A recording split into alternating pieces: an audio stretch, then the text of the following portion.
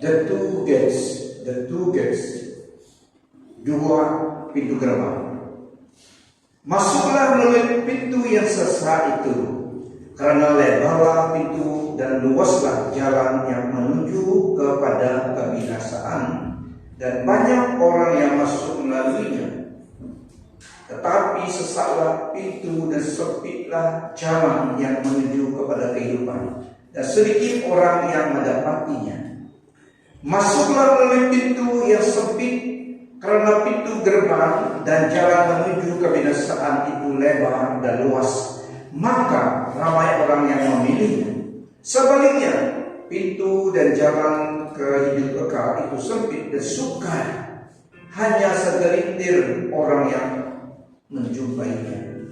Enter through the narrow gate, for wide is the gate and broad is the road that leads to destruction, and many enter through it. But small is the gate and narrow the road that leads to life, and only a few find it. Nah, saudara-saudari, di dalam hidup kita di dunia ini, dua pintu yang mana terpilih. Yang lebar dan luas tadi itu banyak orang yang mengikutinya, tapi jalan itu menuju kepada kebinasaan. Jalan yang sempit dan sukar, tidak banyak yang mengikutinya, karena sukar dan susah, sempit. Kita akan mendalami dua pintu ini. Dalam firman Tuhan Yesus berkata, Dia adalah jalan kebenaran dan kehidupan. Yohanes 14. Kata Yesus kepada mereka dan kepada kita, Akulah jalan dan kebenaran dan hidup. Tidak ada seorang pun yang datang kepada Bapa kalau tidak melalui Aku. Kata Filipus kepadanya, Tuhan, tunjukkanlah Bapa itu kepada kami. Itu sudah cukup bagi kami. Kata Yesus kepada mereka dan kepada Filipus, telah sekian lama aku bersama-sama kamu Filipus, namun engkau tidak mengenal Aku. Barang siapa telah melihat Aku, ia telah melihat Bapa. Bagaimana engkau berkata, tunjukkanlah Bapa itu kepada kami? Dalam ayat ini, melihat Tuhan Yesus melihat Allah Bapa. Dialah yang menyatakan siapa Allah itu. Dialah yang the exact representation of who God is. Jadi di sini dia memperjelaskan kepada Filipus dan kawannya pada masa itu. Bagi kita juga, melihat Yesus, kita telah melihat Bapa, dan Dia satu-satunya jalan kebenaran dan kehidupan. Saya mau ulangi statement kebenaran itu, karena Dia satu-satunya jalan kebenaran dan kehidupan. Karena ada ajaran yang mengajar banyak jalan di surga, tidak, hanya melalui Tuhan Yesus. Bagaimana kita tahu firman Tuhan mengatakan demikian? Meskipun ada ajaran yang mengatakan ada cara, ada jalan yang lain, tapi firman Tuhan kita katakan satu saja, Yesus Kristus, jalan kebenaran dan kehidupan. Dalam Kisah Rasul 4 ayat 12 juga, dan keselamatan tidak ada di dalam siapapun juga selain di dalam Dia. Sebab di bawah kolong langit ini tidak ada nama lain yang diberikan kepada manusia yang olehnya kita diselamatkan. So tidak ragu-ragu, satunya jalan keselamatan, satunya juru selamat, Tuhan Yesus Kristus. Tapi ada dua jalan tadi, the broad way, lebar dan luas. The narrow way is the way of the godly. Jalan sempit, jalan orang yang mengikut Tuhan. And the broad way, yang lebar itu, is the way of the ungodly. The broad way is the easy way. It is attractive and self-indulgent. It is permissive. It is the inclusive way of the world. Caranya, jalurnya jalan dunia. With few rules, few restrictions, and fewer requirements. Tolerance of sin is the norm, where God's word is not studied and standard not followed. Jalan yang lebar itu, the broad road itu, jalan orang duniawi selalu ikut. Senang, tak banyak Tak banyak restriction. Dosa pun, God is love. Dia tidak akan menghukum dosa. God is love. It's okay. Mereka tidak kaji firman Tuhan. Mereka tidak ikut cara kehidupan ikut firman Tuhan. Bahkan tidak pelajarinya, tidak tahu. Ini jalan yang luas itu, senang. Tak payah jadi dewasa dalam iman. Asal tahu, asal sudah dalam isi Kristen. Oke, sudah. Cara Kristen. Ini jalan yang lebar itu. Easy. Toleran Muslim. Takkan Tuhan jahat sana menghukum manusia yang diciptakan.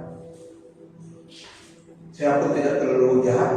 Ini alasan, ini rationalize dari manusia yang itu jalan berdua itu. Bahkan jalan yang bagus, luas, banyak orang itu. Tak payah menjadi dewasa dan iman. Hanya tahu Yohanes 3:16 saja. Itu pun kalau lama tidak baca, jadi ingat sudah. So tak perlu dewasa dan iman, tetapi firman Tuhan katakan suruh kita bertumbuh di dalam pengenalan akan Tuhan. Grow in the grace and knowledge of the Lord Jesus Christ. Tapi jalan yang luas untuk orang yang mengikutnya, tak bisa itu. Mereka tidak bisa mempelajari firman Tuhan. Tidak required maturity, moral character, tidak berubah. Nama Kristen tapi sifatnya, lifestyle dia berubah. Orang lihat, kalau lihat isi saja kenal dia orang Kristen.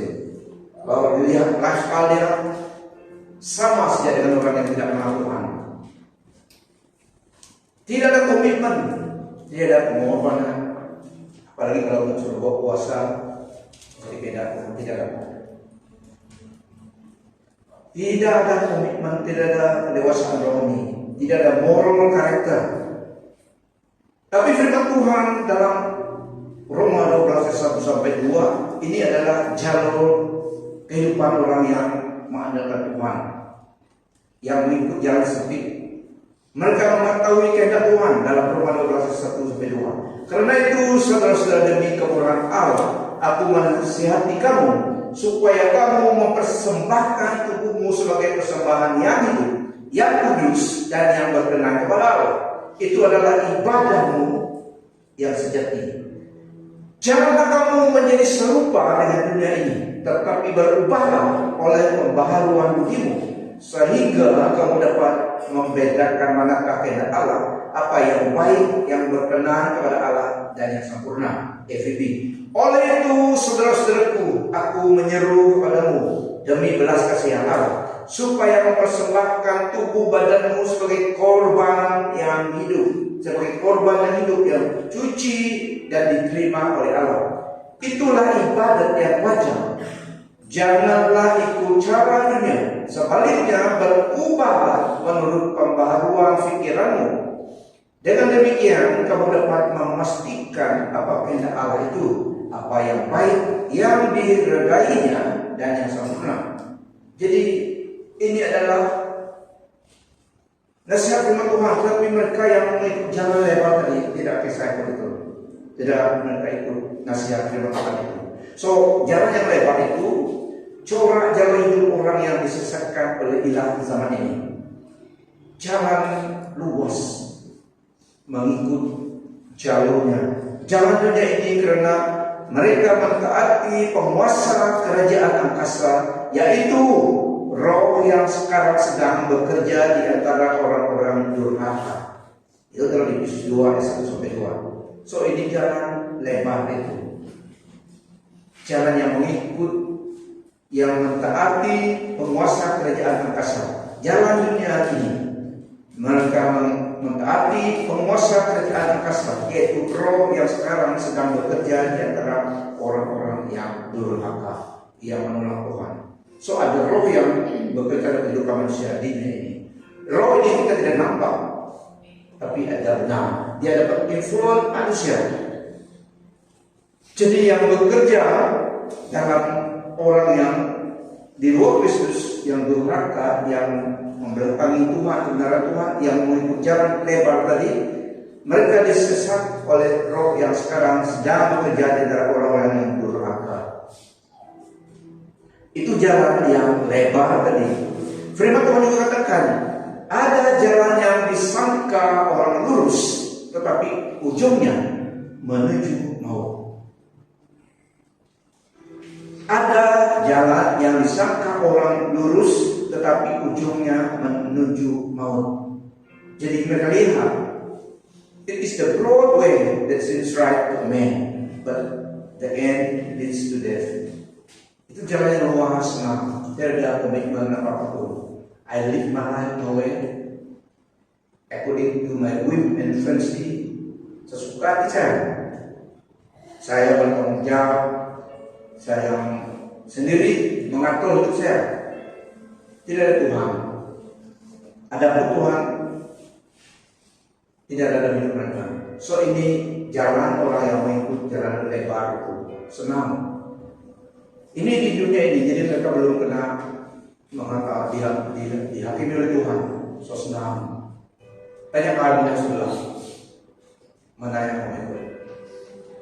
Jalan lebar, jalan sempit. Jalan ini senang, tapi menuju kepada kebinasaan. Inilah jalan yang luas dan pintu yang lebar itu, jalan menuju kebinasaan. Ikut Tuhan Yesus, kesedisi saya ingin tidak senang.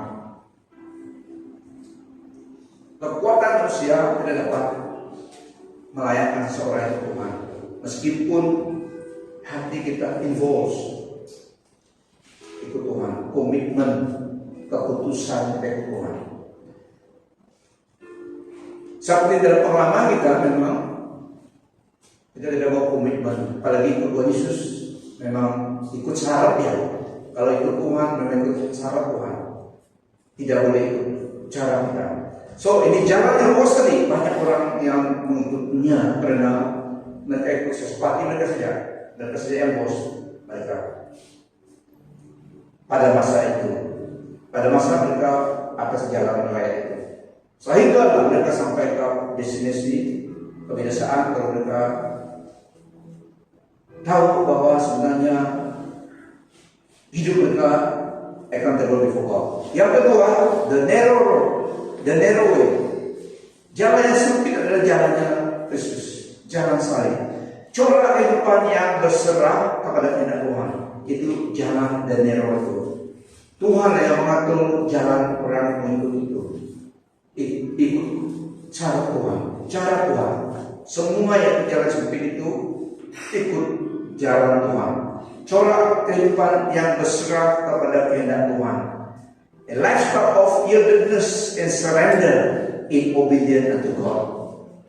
A road of life that surrender yielded to jalan dan kehendak Tuhan. Itu jalan yang sempit itu. Jalan yang sukar, yang menyakiti, harus mentaati kehendak Tuhan. Jalan yang menuntut mengikut kehendak Tuhan di dalam semua aspek kehidupan sehari-hari kita, dan menyangkal diri mengikut kehendak Tuhan. Jalan corak hidup yang mengandalkan Tuhan dan bukan sekadar hikmat manusiawi saja. Self denial, mengikut kehendak Tuhan. Kalau hari Minggu, contohnya yang simple, hari Minggu orang karaokean, tetapi banyak yang malas karena ini hari cuti lah, holiday, dari hari Senin sampai ada yang sampai hari 6 kerja, sore Minggu mau dari family, jadi mau relax, lapas bangun gitu, jadi seringkali pergi gereja. So tidak ada komitmen, tapi Tuhan katakan jalan yang sempit ini harus ikut Tuhan, so mengandalkan Tuhan. Hari Minggu memang ada masa ikut ibadah karena itu beda Tuhan. Lukas 13 ayat 22 sampai 24. Kemudian Yesus berjalan keliling dari kota ke kota dan dari desa ke desa sambil mengajar dan meneruskan perjalanannya ke Yerusalem. Dan ada seorang yang berkata kepadanya, Tuhan, sedikit sajakah orang yang diselamatkan? Sedikit sajakah orang yang masuk surga daripada masuk neraka? Yang mana yang banyak? Yang mau tahu? Tuhan Yesus jawab ya, berjuanglah untuk masuk melalui pintu yang sesak itu. Sebab aku berkata kepadamu, banyak orang akan berusaha untuk masuk, tetapi tidak akan dapat. Bukan salah Tuhan. Tuhan telah memberi keputusan, memberi kebebasan untuk manusia. Akulah jalan kebenaran dan hidup, the only way. Jadi melihat ayat ini, seakan banyak orang yang di neraka daripada surga. Bagaimana pendapatmu? Kami doa saja di sini dan tanya banyak orang pergi neraka di surga ya. Dari saya ingat waktu dalam Genesis 8 saja yang selamat. Nabi Nuh dan istri sempat kawin selamatkan 8 orang saja. Dari Genesis hanya 8 orang yang selamat banjir itu. So mereka yang selamat ini selamat kan? Waktu itu kira ribu-ribu orang yang hidup sebelum Abraham. Dari Genesis Adam sampai Nabi Nuh, semua tenggelam, mati lemas oleh Tuhan. Pada masa itu 8 orang saja dalam kapal itu, kelima orang kata 8 orang. So banyak yang hilangkan daripada yang selamat. 8 orang saja selamat, beribu-ribu orang Nephilim, orang yang gagah perkasa, tenggelam. No start a new family, 8 orang yang hidup di dunia ini setelah banjir itu. Tetapi apabila kita masuk dalam Wahyu, saya banding, saya lihat berapa orang yang di surga. Memang banyak, belasan.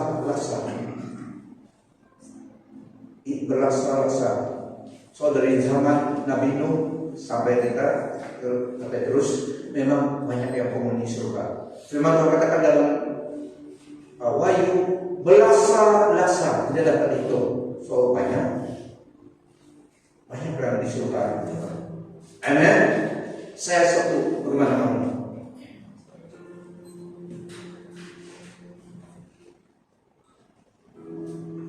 Tuhan Yesus berkata kepada orang yang bertanya itu, Fasna jawab bagi dia, karena dia sungguh mau tahu sebenarnya daripada Tuhan. Tuhan kasihannya, Tuhan mengasihi dia. Berjuanglah untuk masuk melalui pintu yang sesak itu.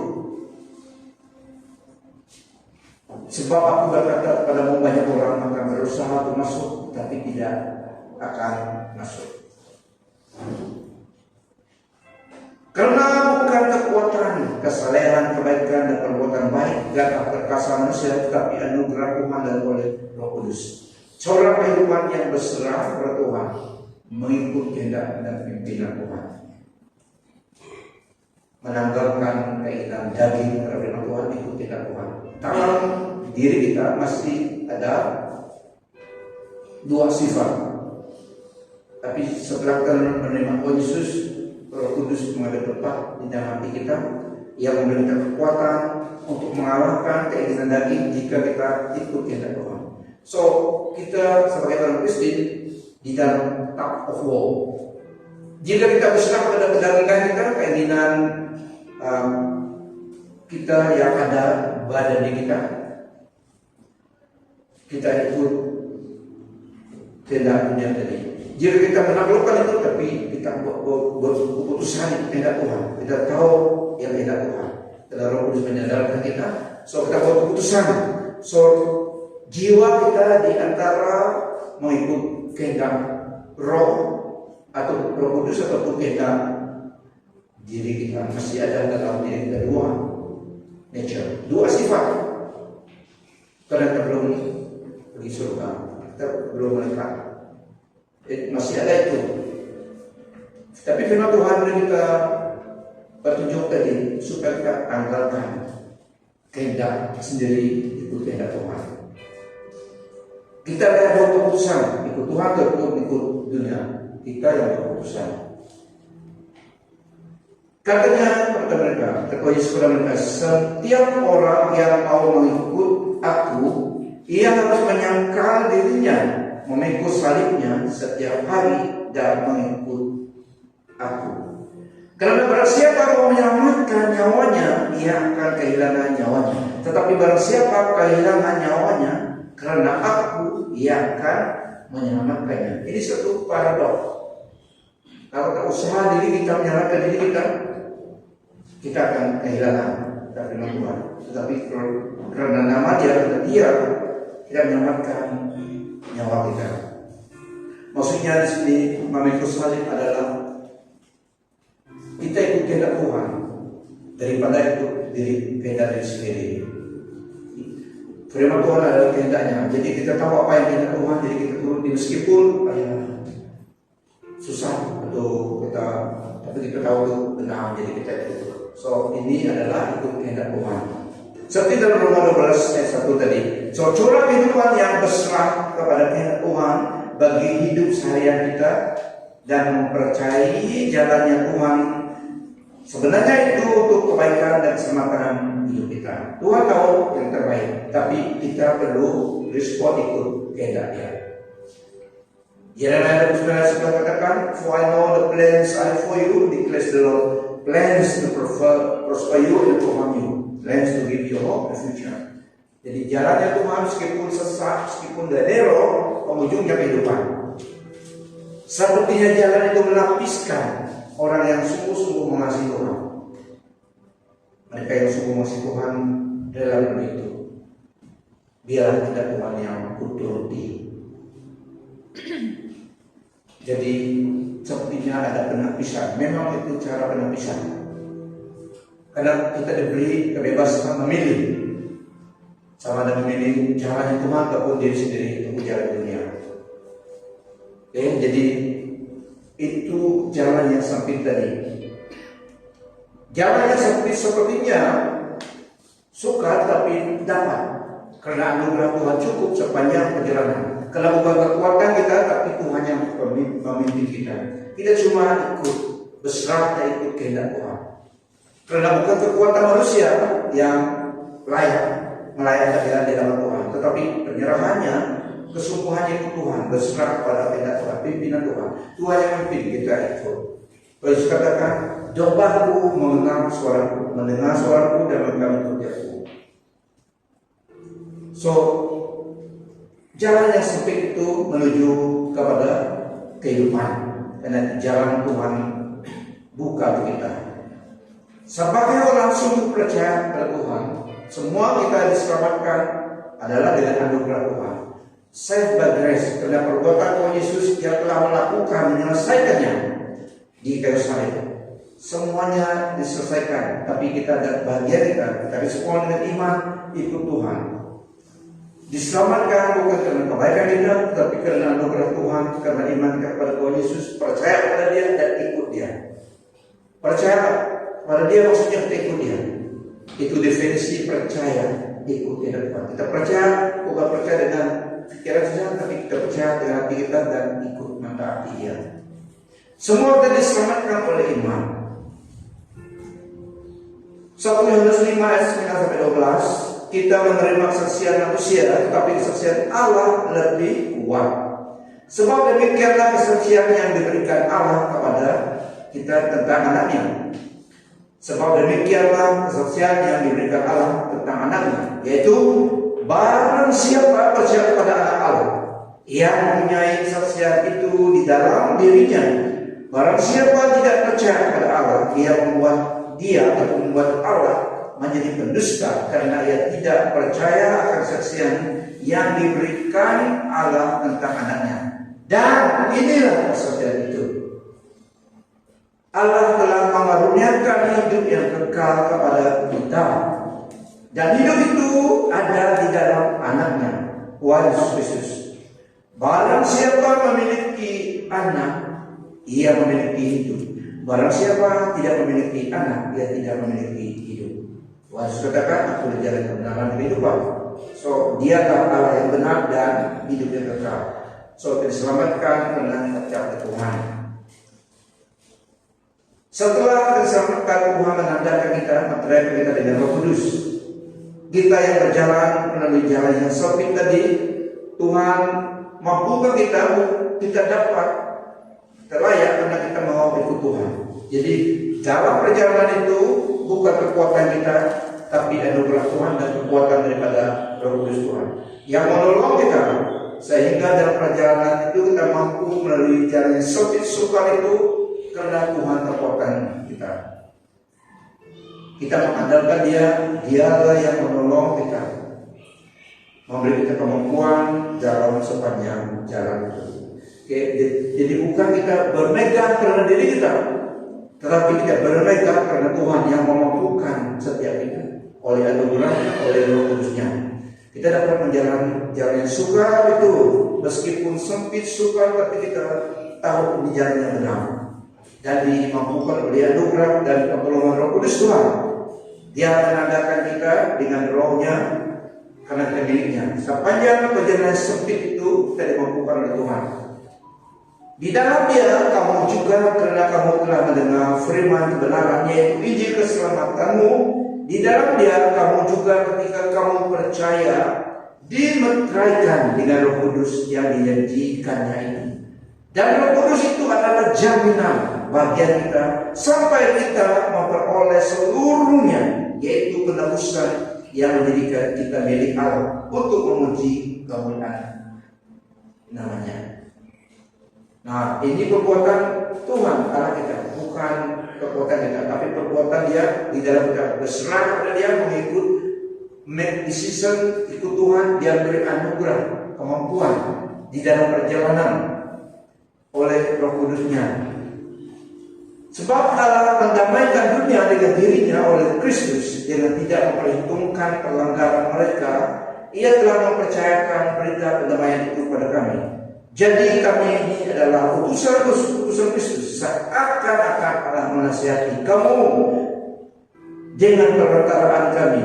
Dalam nama Kristus kami meminta kepadamu, berilah dirimu didamaikan dengan Allah. Manusia dapat didamaikan dengan Allah hanya melalui Tuhan Yesus. Tapi manusia harus membuat keputusan, a decision to be made before God.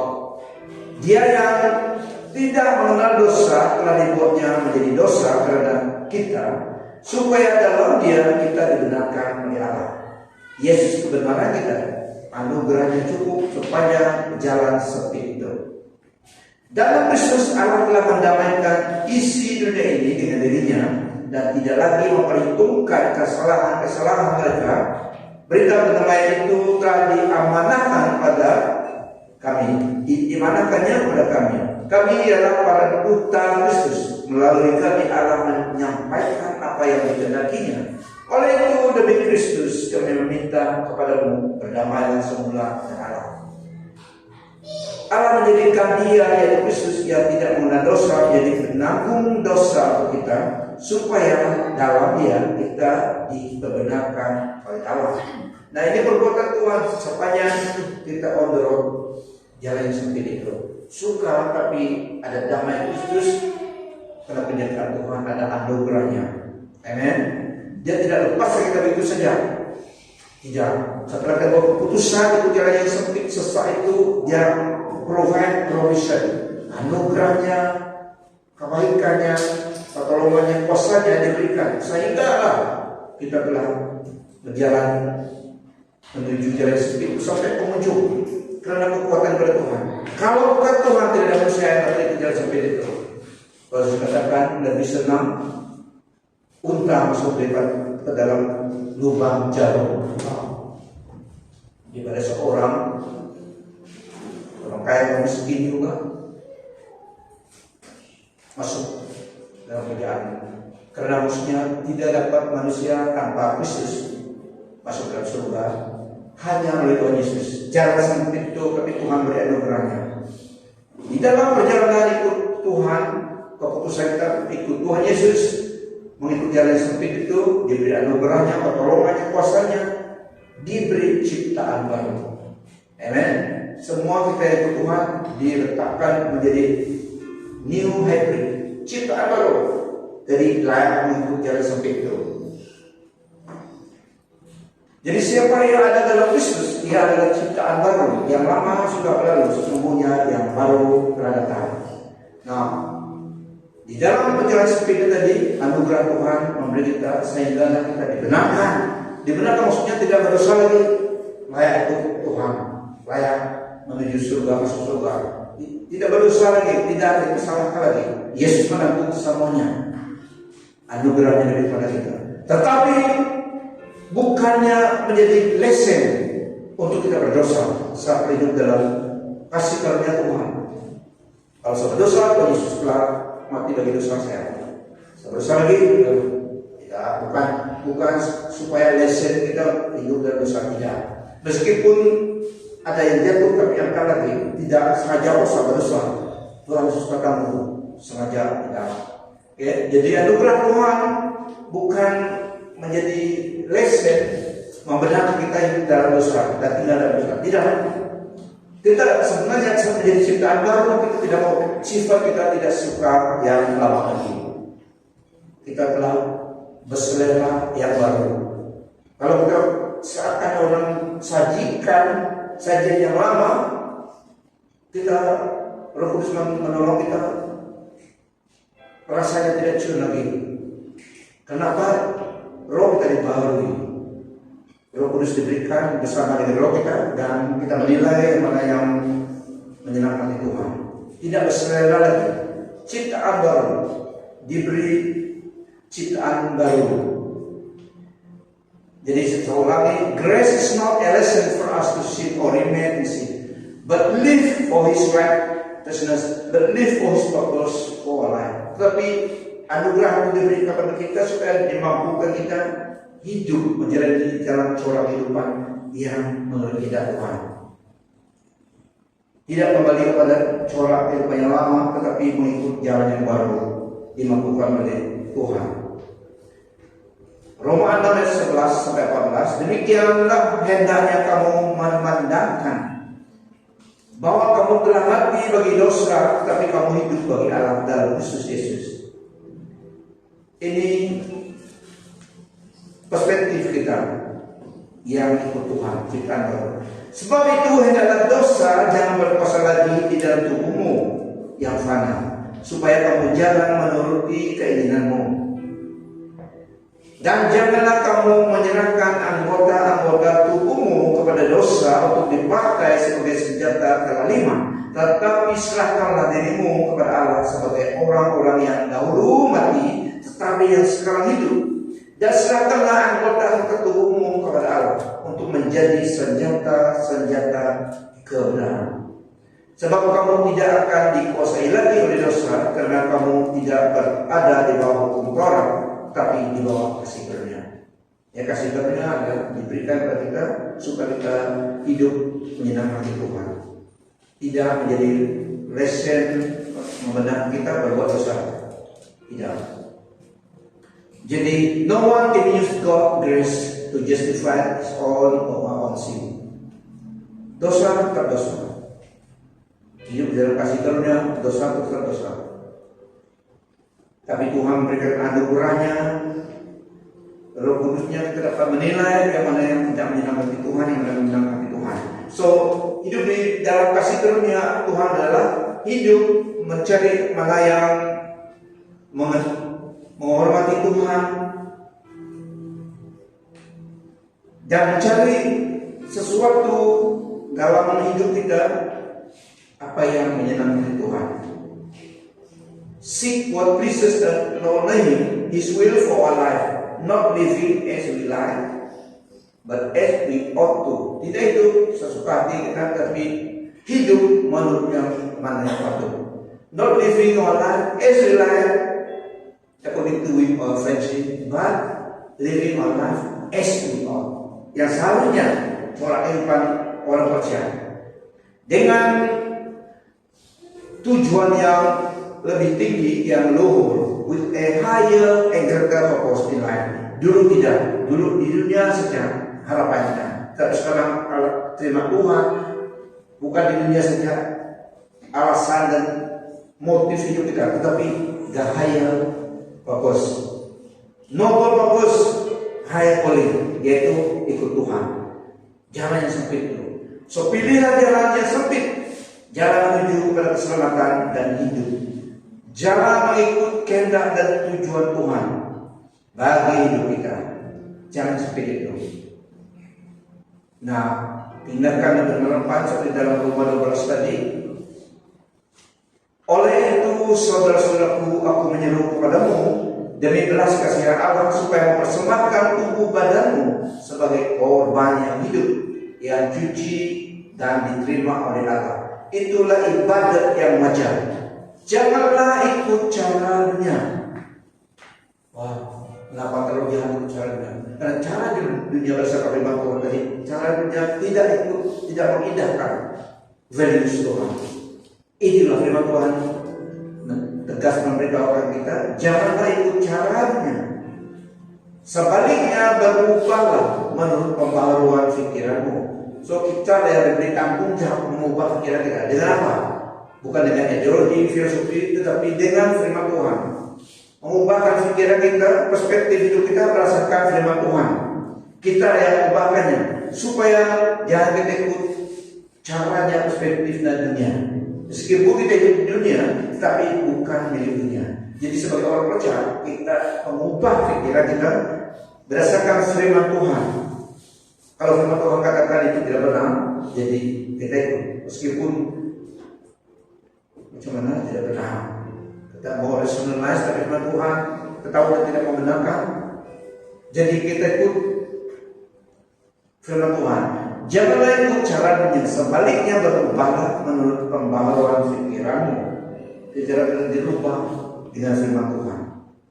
Firman Tuhan diberikan kepada kita supaya kita tahu yang mana jalan Tuhan, supaya kita mengandalkan dan atur hidup kita mengikut kehendak Tuhan dalam firman-Nya. Bukan firman Tuhan kita putar supaya mengikut yang sesuai dengan hidup kita, tidak.